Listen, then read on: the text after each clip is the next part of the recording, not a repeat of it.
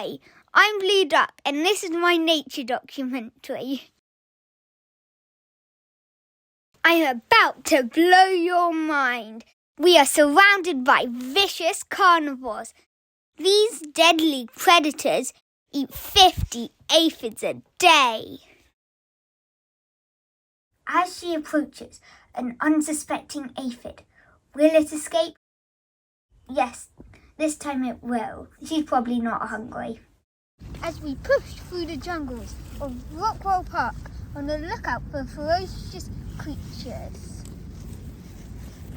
Look at these enormous, pretty trees.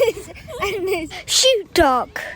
That was a close shave. Well, anyway, look at these towering bluebell trees. Way up above my height, at least.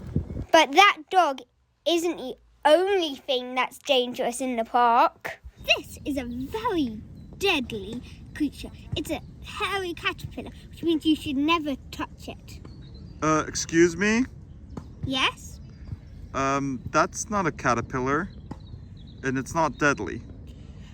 Okay, but these ants here are very deadly, and same with these. These are stinging nettles. Never touch them, because they sting. Now, it's time for dinner.